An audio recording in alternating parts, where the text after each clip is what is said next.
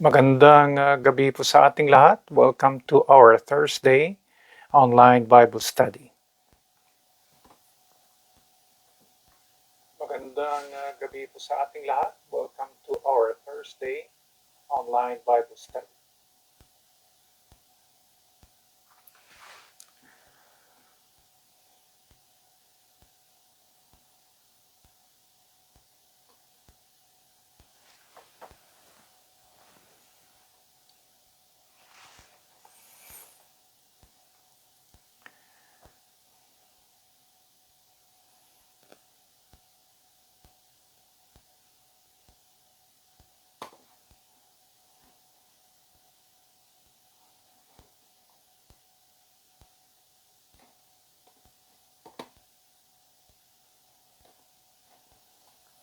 Magandang gabi po sa ating lahat.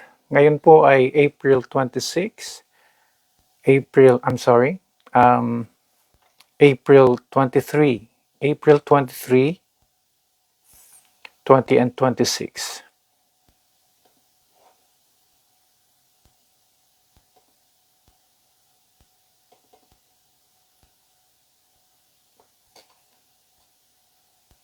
Magandang gabi po.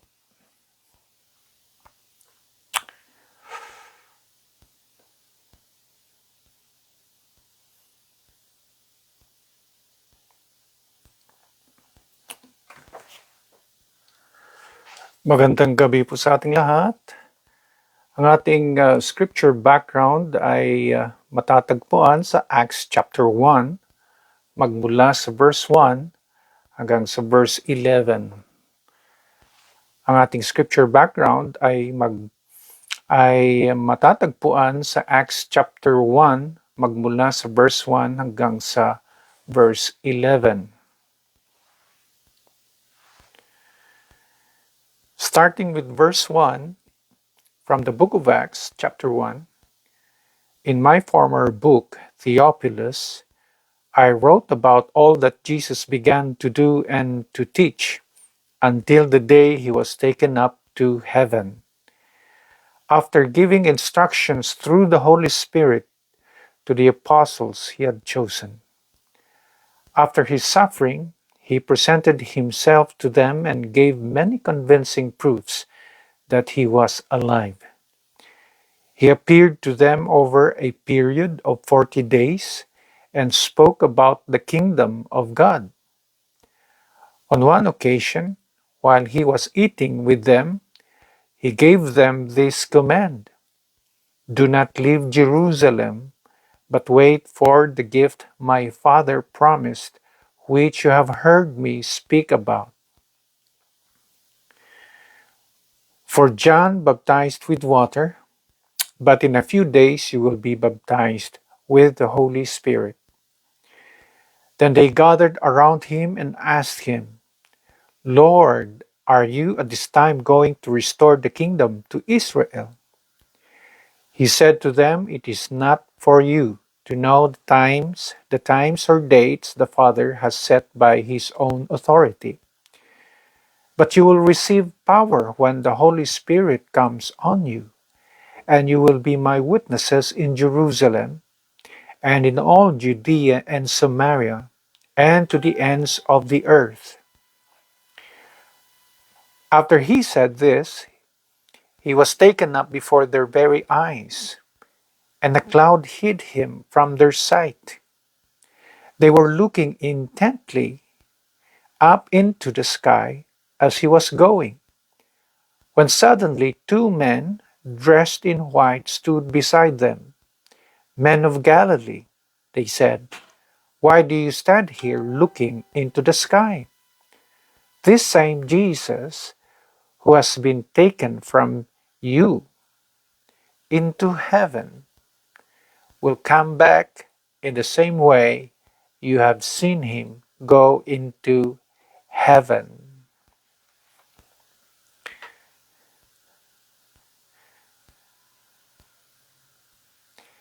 Magandang gabi po sa ating lahat at welcome to our Thursday online Bible study. Welcome and magandang gabi, Sister Ermeline, magandang gabi. And magandang gabi din po sa mga nanonood ngayon.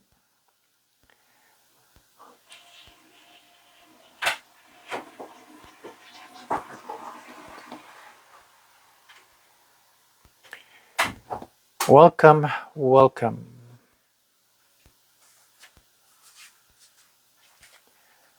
Ayan, si Pastor Peck.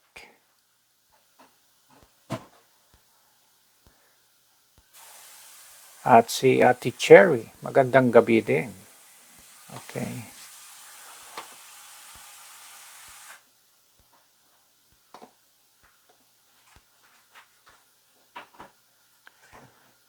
Okay, ready na po ba tayo? Ayan, si Ate Dali. Magandang gabi din po. Welcome.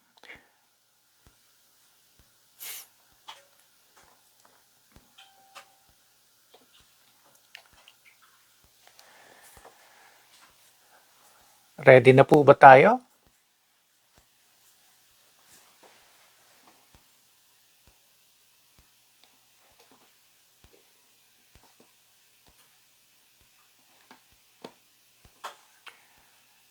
Brother Edgar, magandang gabi din. Welcome. Brother Edgar, Pastor Peck. Yeah, magandang gabi po sa inyo, Pastor. Alright, sige, umpisahan na ho na natin. At, ayan. Ayan. Marilu Balahadya. Ayan po, magandang gabi po sa inyo. Ate Irma, magandang gabi po.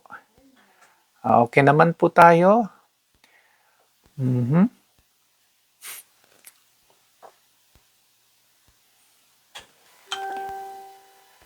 Okay, let's begin. At dito nga sa ating napiling scripture background, ay ito po yung time na kung saan mag-a-ascend na ang o kaya nag-ascend ang Panginoon after, sabi dito sa Bible, after appearing over a period of 40 days. And then after that, ay ito na po yung account na kung saan dito nag-ascend ang Panginoon. At ang description na sabi dito, He was taken up before their very eyes, and a cloud hid Him from their sight. So, yan ang kaganapan sa ating scripture background. And as Jesus was ascending into heaven, habang nakikita nilang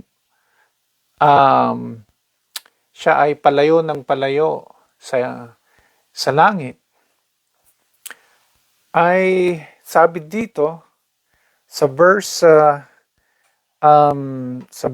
11 na they were, in verse 10, they were looking intently up into the sky.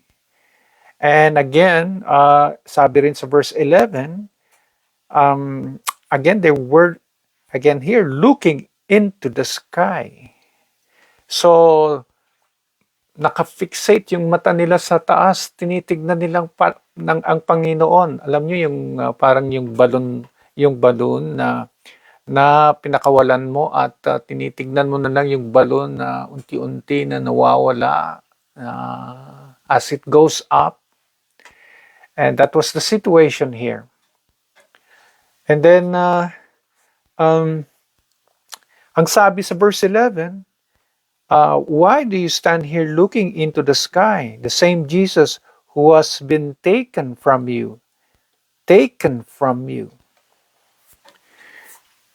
And may nag-appear na dalawa, two men dressed in white, at sabi ng dalawa sa kanila as the disciples were looking intently into the sky, why are you standing? Sabi niya, why do you stand here looking into the sky? The same Jesus was been taken from you. Taken from you. And ito po, I would like to take this opportunity.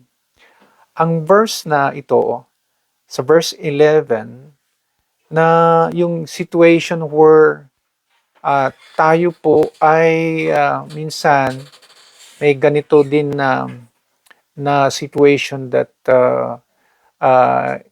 iniiwan tayo.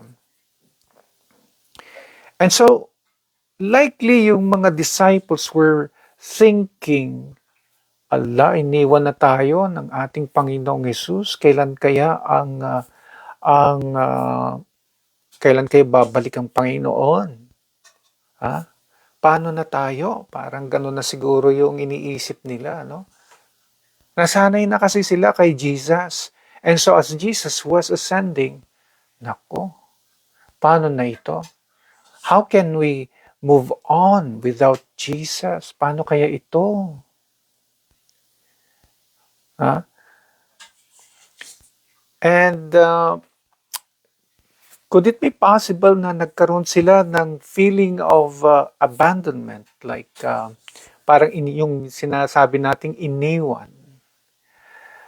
At pag sinabing iniwan o inabandon, the word that comes to our mind, the word that comes to our mind when you say abandoned or left behind ay yung salitang loneliness. Loneliness, pagkalungkot, yung ikaw ay naiwang mapag-isa. Yan. Loneliness. Lonely. Magiging lonely ka. At marahil ramdam din ng mga disciples at the time as they were looking into the sky as Jesus was ascending, yung pagkalungkot ba na iniwan sila at they feel lonely. Kaya totoo po yun, kapag iniwan tayo ay meron yung feeling of loneliness na hindi na tayo masaya tulad noong dati, noong kasama pa natin sila. Diba? Oo. Kaya ang nangyayari nagre-reminisce na lang tayo na binabalikan natin yung mga binabalikan na lang natin yung mga alaala.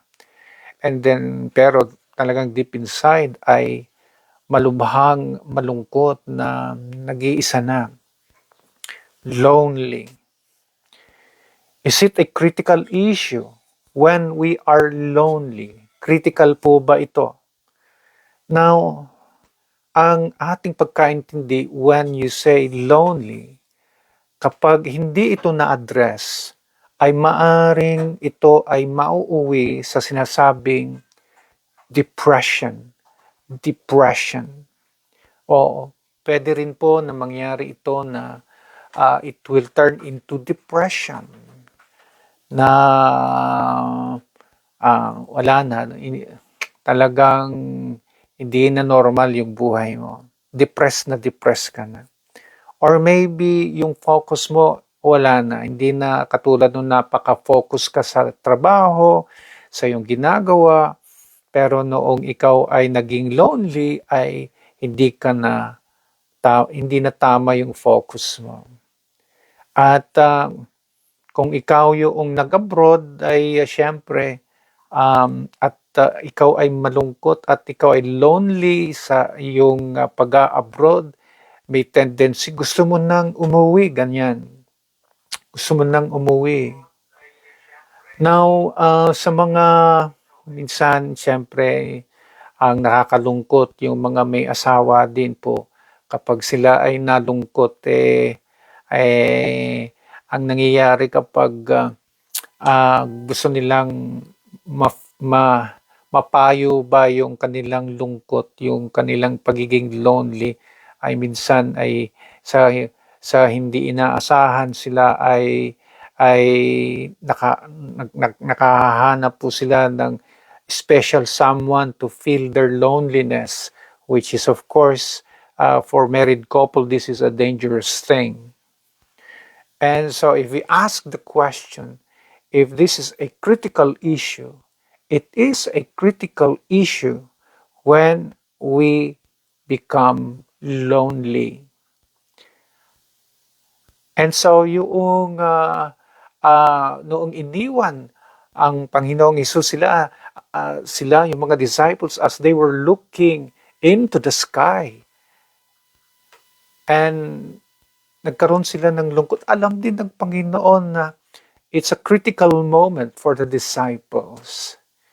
It was a critical moment for the disciples in a situation, in a condition na sila ay lonely. Therefore, something must be done. Something must be done. So ang issue natin sa gabi na ito, pagdating sa ating topic na loneliness, ang issue ay, what should believers do when they are lonely? Ano po yung dapat gawin ng mga believers when they become lonely? Ayan. At may mga discussions po dito sa na napili po nating scripture background na nabanggit din po ng ating Panginoon that somehow will help us determine kung ano yung dapat gawin when we are in such a condition na tayo ay lonely. And before po na ituloy natin, tayo muna ay manalangin and let us seek yung tamang understanding po natin sa lesson na ito. Let's bow our heads in prayer.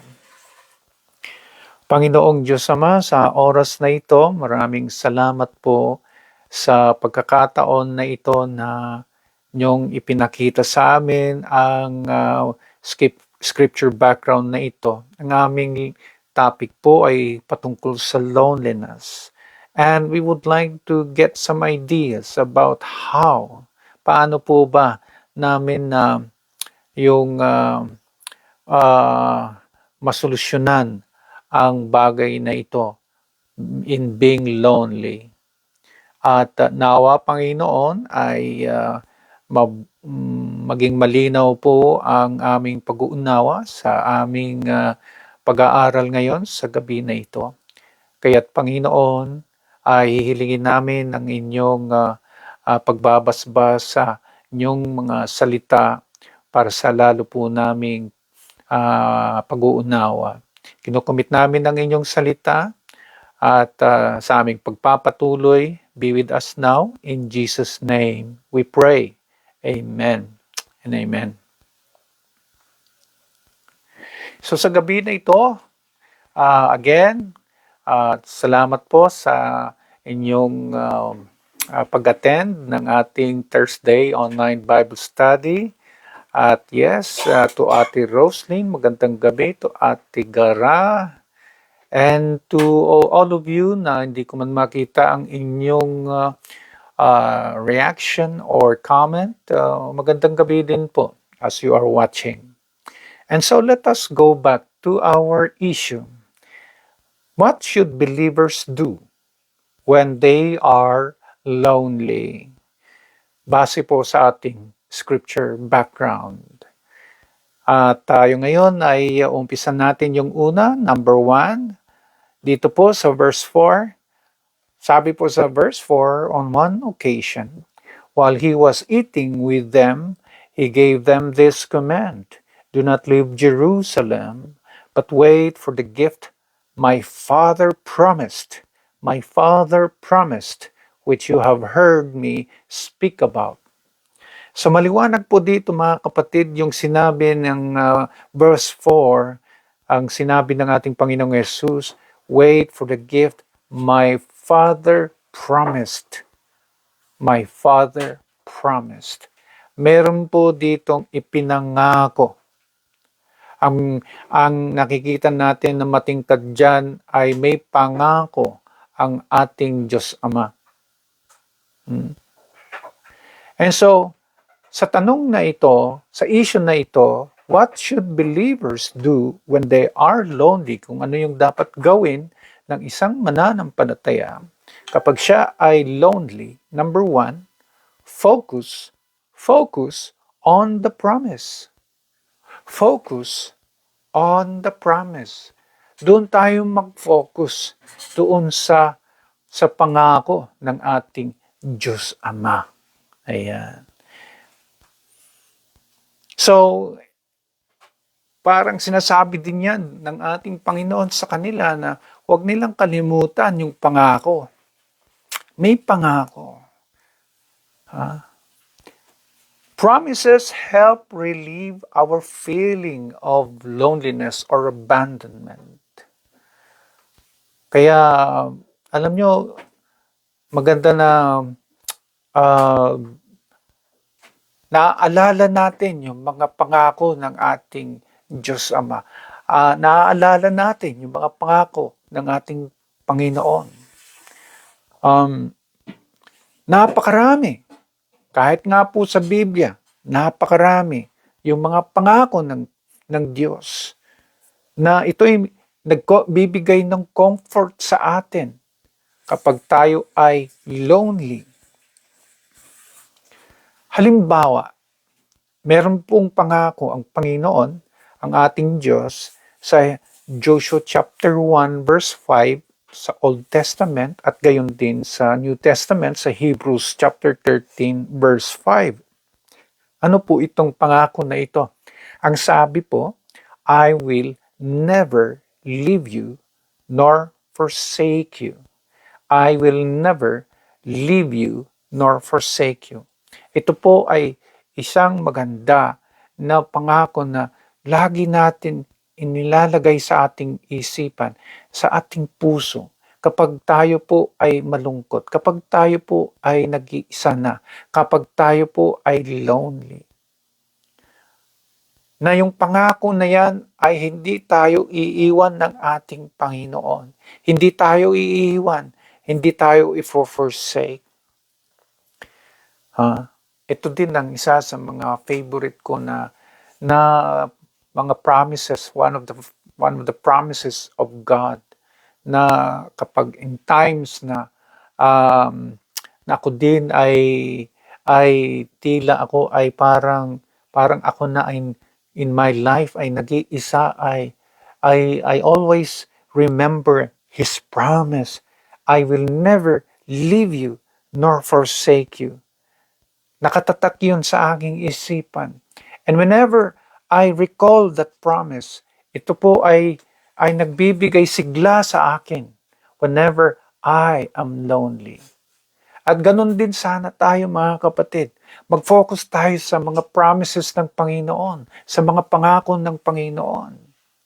Huwag tayong mag-focus sa pangako ng tao kasi minsan, alam nyo, hindi lahat na pangako ng tao ay totoo. Pero kung pangako ang pinag-uusapan natin na totoong-totoo, maganda na tayo ay mag-focus sa pangako ng ating Diyos. Because the promises of God, I will always be faithful. It will always be faithful, yung mga promises ng Panginoon. Kaya focus on the promise. Kaya sabi nung dalawa sa kanila, itigil nyo na yan. Bakit ba't kayo nagmumuni-muni sa itaas, tumitingin kayo? Di ba? Focus on the promise. Ayan. At hintayin ninyo na dumating ang promise ng Panginoon. Kailangan din na tayo din ay sa pag-focus ng mga promises ng Panginoon ay kailangan din natin ng pagtitiis. At kapag nakafocus tayo sa promise ng Panginoon, minsan yun din ang actually yun din ang nag-extend yung pagtitiis natin. Pero kung wala tayong nakikitang pangako kung saan natin ilalagay yung sarili natin, parang ang hirap din magtiis. Kaya, focus on the promise of God. Mga kapatid, do you know of any promise from God na alam ninyo na kapag may sitwasyon ay naaalala ninyo, focus on that promise. Focus on that promise. Ang pangalawa, hindi lang po tayo magfo-focus sa mga promises ng Panginoon.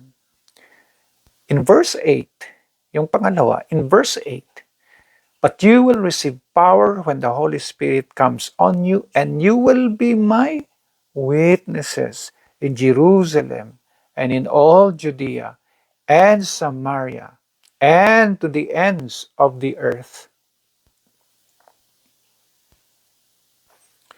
So dito po ay may instruction ang Panginoong Hesus bago po siya nag-ascend, bago niya iniwan ang mga disciples, bago niya iniwan ng mga disciples. Sabi niya, you will be my witnesses in Jerusalem, in all Judea and Samaria, and to the ends of the earth. Ibig sabihin ay meron silang dapat gawin na paglingkuran ang bagay na ito. The instruction was meant for the disciples to serve. Na paglingkuran ang instruction na ito. And that is to be witnesses in Jerusalem and in all Judea and Samaria, and to the ends of the earth. In other words, number 2, ano yung dapat nating gawin kapag tayo ay lonely? Number 2, focus on serving God. Focus on serving God. I-focus ho natin sa paglilingkod na lang, mga kapatid. Tayo po ba, mga mananampalataya, malungkot sa oras na ito? What should you do? Hindi lang mag-focus sa promise ng Panginoon, sa kanyang mga promises, but number 2, mag-focus ho tayo sa paglilingkod sa Kanya, na paglingkuran natin ang ating Panginoon. Focus on serving God. And so Jesus commanded His disciples to keep themselves busy with God's work. Habang wala ang Panginoon at hihintayin ang muling pagbalik ng Panginoon, ang kalooban ng ating Panginoong Hesus ay para sa kaniyang mga disciples to what? To keep themselves busy with God's work. Na paglingkuran ang ating Diyos. Alam nyo, may maraming mga Christian OFWs na can attest or can concur na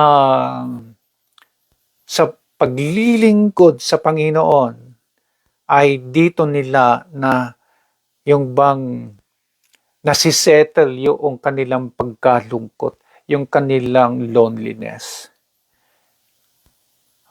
Lalo na yung mga talagang napalayo sa kanilang mahal nila sa buhay. At doon sa lugar na yon, sa abroad na yan, at dahil mga mananampalataya ito, ang mga mananampalatayang OFWs ay para maano nila yung lungkot nila, ay sila ay naghanap ng mapupuntahang simbahan at doon sila ay naglingkod. At doon din ay natulungan ang kanilang problema tungkol sa loneliness.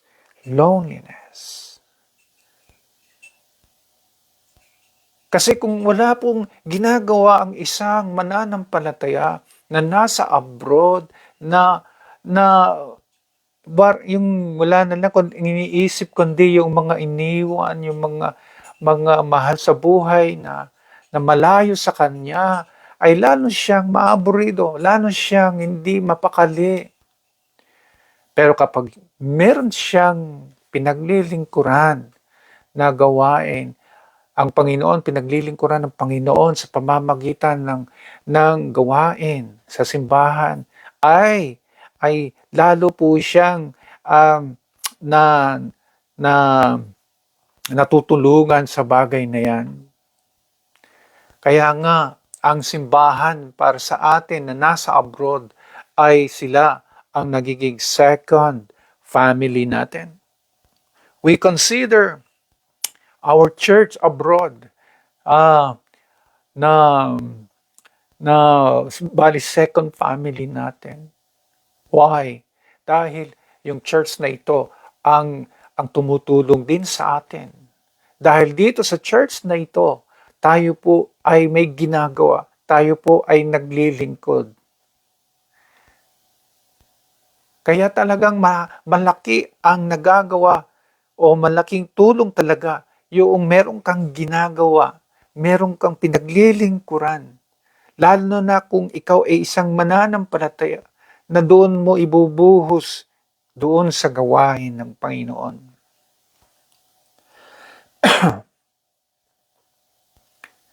Kaya talagang focus on serving God. Anong gagawin ng mga disciples habang sila'y nakatingin sa taas, nakatungangan na lang, nganga na lang sila? Kaya sabi ng dalawa na dalawa po na nakasuot ng puti, sabi nila, ano tinitignan nyo dyan? Ba't pa kayo nakatayo dyan at tumitingin sa taas?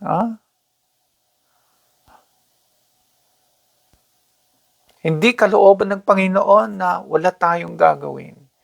While waiting for the coming of our Lord Jesus Christ, we are supposed to do something by serving His will. Ang kanyang mga kalooban na pinagsisilbihan natin. Amen po. Yan ang nakita natin. Focus on serving.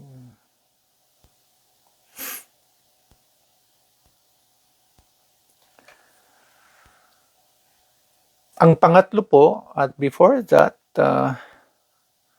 nabati ko ba lahat? Yes, ayan, nakita ko si Brother Rocky, at saka si Ate Roslyn. Ayan. Magandang gabi po. Ang pangatlo ay nasa verse 8. At sabi po sa verse 8, gusto ko pong basahin. But you will receive power when the Holy Spirit comes on you. Sabi ng Panginoong Jesus sa kanila.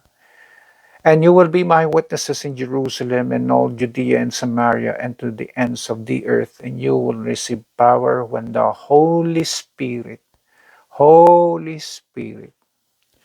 So dito na po ay kailangan i-introduce na ng Panginoong Jesus ang formal na introduction ng banal na Espiritu. So, talagang kailangan niyang sabihin ito sa kanyang mga disciples, aalis ako, pero may papalit sa akin at walang iba kundi ang banal na Espiritu. And so, if that is the case, number three,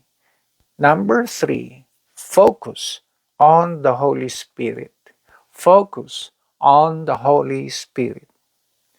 And so, ang Panginoon, hindi niya sasadyahin na aalis na walang papalit sa Kanya sa gawain dito sa ating mundo. At kaya, kailangan na sa Kanyang pag-alis, kailangan siyang aalis para makasama din natin ang banal na Espiritu. So he did not actually want his disciples to be alone and to be lonely. He wanted them rather to continue to be happy as if Jesus did not live at all by sending the Holy Spirit on his behalf.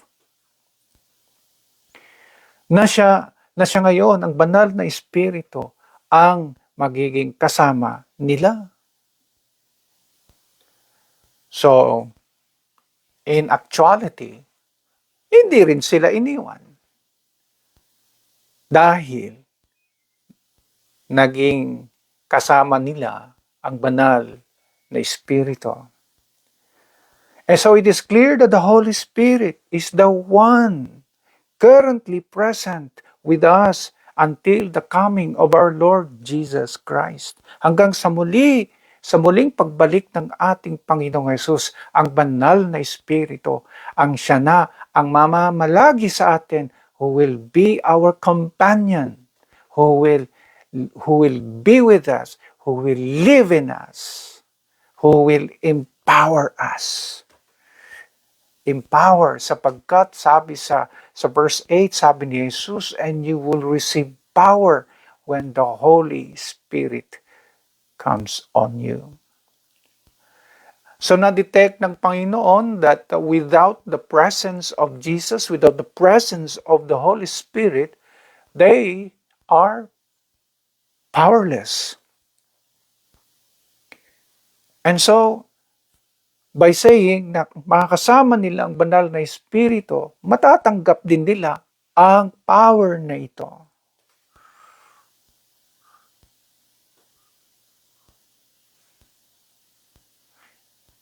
Ang loneliness kasi, mga kapatid, pag parang may nawala sa atin.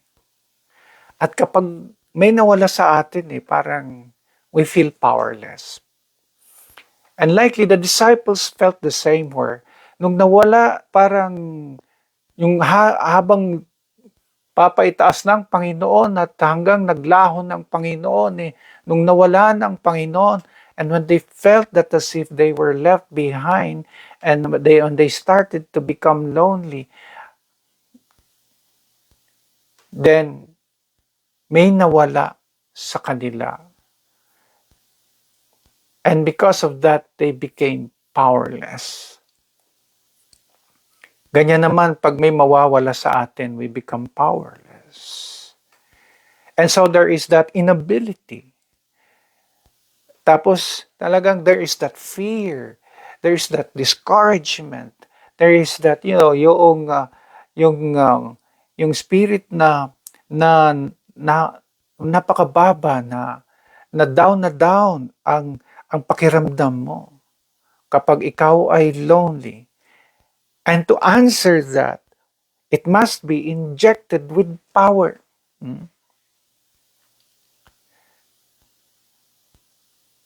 And by sending the Holy Spirit, yun na ang naging solusyon. In order for them na sila ay hindi na maging lonely, kailangan nila ang banal na Espiritu. Kaya itong Book of Acts is a book that will now outline the works of the Holy Spirit. The four Gospels, ito po yung life and works of Jesus. Dito na po yung presence ng Panginoong Hesus, sa kanyang mga alagad. Pero ito namang Book of Acts, ito na po yung kung babasahin natin, dito na kumikilos ang banal na Espiritu doing His part in empowering the believers. At dito na nila nararanasan yung presence pa rin ng Panginoon.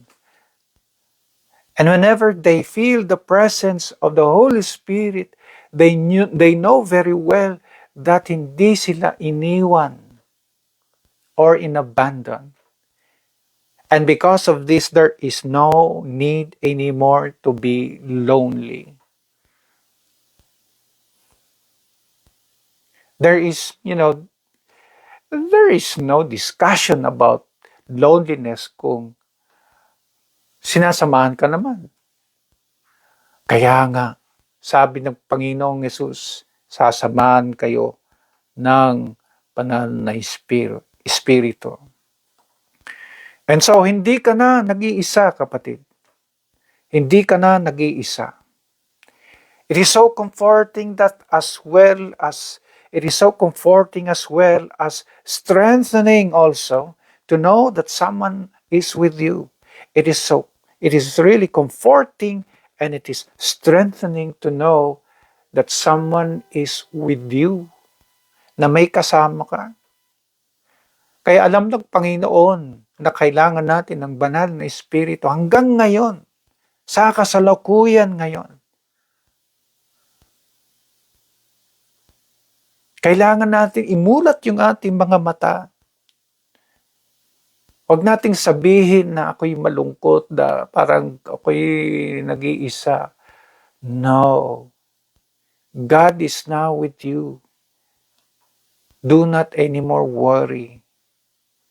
God will not leave you or forsake you because the Holy Spirit is with you. And so remember, when you are alone and you feel you are lonely, remember that the Holy Spirit is with you. The Holy Spirit is living in you. Pero kung hindi ganon yung focus mo, you will always feel lonely. Kaya mga kapatid, kahit ikaw ay nag-iisa, kahit ikaw ay iniwan, remember this. You're not alone. Hindi ka nag-iisa because the Holy Spirit is with you. Do you believe in the presence of the Holy Spirit? Do you believe that the Holy Spirit is with you? Yan. At ang pang-apat po, mga kapatid, na kung saan natin i-focus ang ating sarili para hindi tayo maging lonely. In verse 11, sabi po rito, "Men of Galilee," they said, "why do you stand here looking into the sky? This same Jesus who has been taken from you into heaven will come back in the same way you have seen him go into heaven." Will come back. Sabi sa verse 11, will come back. Babalik ang ating Panginoon. So ang ikaapat po dyan, na sagot natin sa ating issue, paano natin masettle yung loneliness natin, ay mag-focus din po tayo sa muling pagbalik ng ating Panginoon. Focus on His return. Focus on His return. Babalik din ang Panginoon. In Revelation chapter 3 verse 11, sabi ng Panginoong Jesus, "I am coming soon." Ito ay isang promise, ito ay isang pangako ng Panginoon that we must also keep in mind whenever we are lonely. And whenever we think of this na babalik ang Panginoon, we think of this na nakaukit na sa ating isipan na babalik din ang Panginoon. Ito na ang nagbibigay lakas sa atin na mag-endure hanggang sa bandang huli. And to be faithful until the end. And it strengthens yung word na wait, yung paghihintay. Oo. Hindi ba tayo minsan ganon? Kapag may aalis at nafe-feel natin yung lungkot natin, pero kapag sinabi ng aalis sa atin, huwag kang mag-alala, babalik din ako. Ano yung nangyayari sa ating nararamdaman na loneliness? biglang napapayo na yun, yung nare-relieve po yung deep sense of yung need natin ng loneliness, at napupuno po yung need na yan, at umaasa na tayo, kaya tayo ay malakas na naghihintay, just because sinabi, huwag kang mag-alala, babalik ako. It raises the hope. Kung maalala din ninyo na ito ay ginawa din ni General MacArthur noong World War II, na yon, alam ko, kabisado rin ninyo ito. Yung may alam sa history ng World War II. Okay, ano yung sinabi ni General MacArthur? I shall return. Hindi po ba? Yung famous quote na yan, yung I shall return. At bago pa umalis sa ating bansa, ay sinabi na niya, I shall return. At nung siya ay nakarating sa kung saan ay naganda din siya, ay inuulit, I shall return. At ito ay binobroadcast sa mga kababayan at kababayan natin. At kapag naririnig nila ang balita na yon, lumalakas yung loob nila na maghintay. At noong ngang bumalik siya muli, ay lalo talagang tumibay pa yung loob nila, lumakas yung kanilang loob na magpatuloy. And Jesus said the same, I am coming soon. At kapag ito po ay nakaukit sa ating isipan, sa ating puso, whenever we are lonely, and if we remember this promise from the Lord, I am coming soon, tiyak po din yung ating loneliness ay mawawala. And it surely will drive us to become faithful until the end, until Jesus returns. Kaya mga kapatid, tignan natin ang mga bagay na ito na nakita natin. Oo, hindi tayo makakaiwas sa pagiging lonely. There will always come a time that all of a sudden we are infected by this condition of loneliness pag bigla na lang tayong nakaalala. But don't let loneliness overcome you. But rather focus on these three things. Ano po yung apat na bagay na nakita natin? Number one, focus on the promise. Focus on the promise of God. Number two, focus on serving God. Maglingkod ka sa Panginoon. Maglingkod ka. Number three, focus on the Holy Spirit. Mag-focus ka sa banal na Espiritu dahil nasa atin na ang presensya ng Panginoon through the Holy Spirit. And focus on His return, ang muling pagbalik ng ating Panginoong Jesus.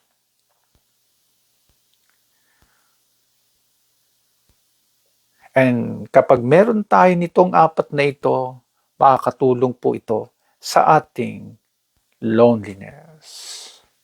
So mga kapatid, ito po yung ating lesson. Sa gabi na ito, malinaw po ba sa atin? Maliwanag po ba sa atin ito? Meron po ba kayong mga tanong? Meron po ba kayong mga comments? Let me know. Bago po tayo dadako sa ating prayer. Hindi rin maganda na pinagwawalang bahala ang loneliness. It's a critical issue. It could mean your downfall if you will not be able to resolve your loneliness.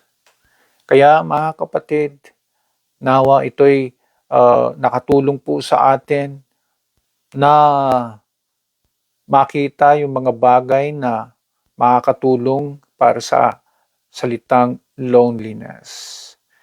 Sa gabi na ito mga kapatid, how are you tonight? Kumusta na po kayo?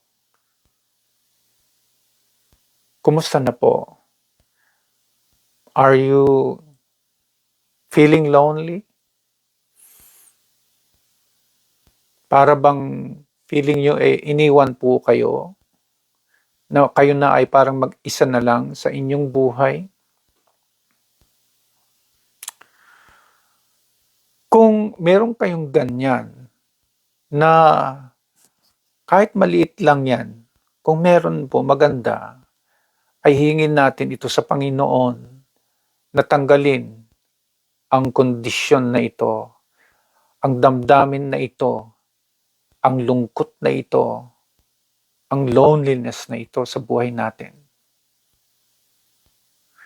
And kanya-kanya po tayo ay meron sigurong sitwasyon sa buhay na nag-i-struggle pa rin tayo when it comes to loneliness. And so now is the time. Now is the time to bring it before God. Let us bow our heads in prayer. Sabay-sabay po tayo manalangin. Panginoong Diyos Ama, maraming salamat sa topic na ito na inyong ibinigay. Malaking issue din po sa amin ang loneliness.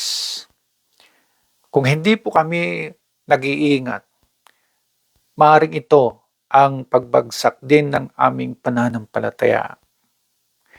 Kaya't Panginoon, sa mga ipinakita ninyo na paalala, nawa ay mga bagay na ito ay magkaroon kami ng tamang focus sa lahat na ito.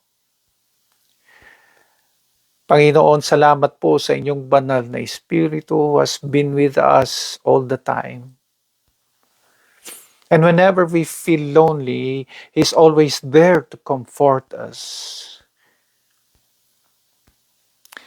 Panginoong Diyos Ama, patuloy po ninyo kaming binibigyan ng ganitong paalala para lalo po kami na lumago sa aming pananampalataya.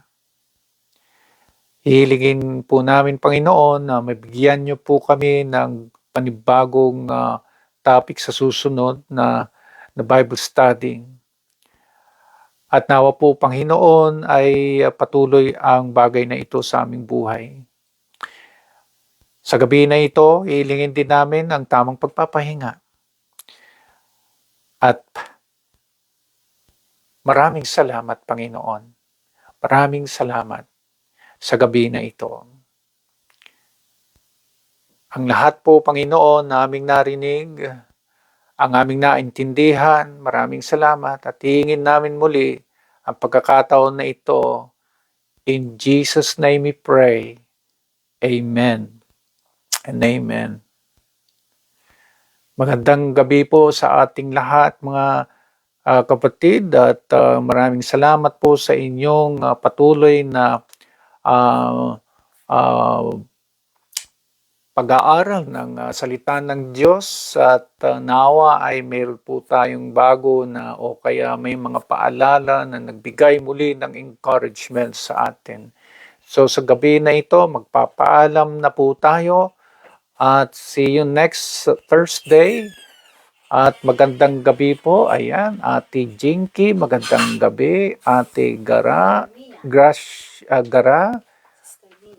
Sister Nina, Ate Ermeline, Sister Jenny, Sister Dali, sino pa?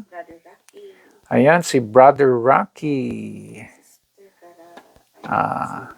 Sino po? Si Brother Edgar. Ayan, Sister Jinky. Sister Jean. Ayan, si Pastor Peck. Sister Ermeline, Brother Noy, ah, si andyan din ata sina Sister Roslyn. Ayan, si Ate Jean, magandang gabi. Okay. Brother Rocky, magandang gabi din. Yes. At sa inyong lahat po na hindi ko makita ang inyong reaction and comment, magandang gabi din po. Hope to see you again next Thursday. God bless and good night to all. Ito po ang ating signing off. See you next time.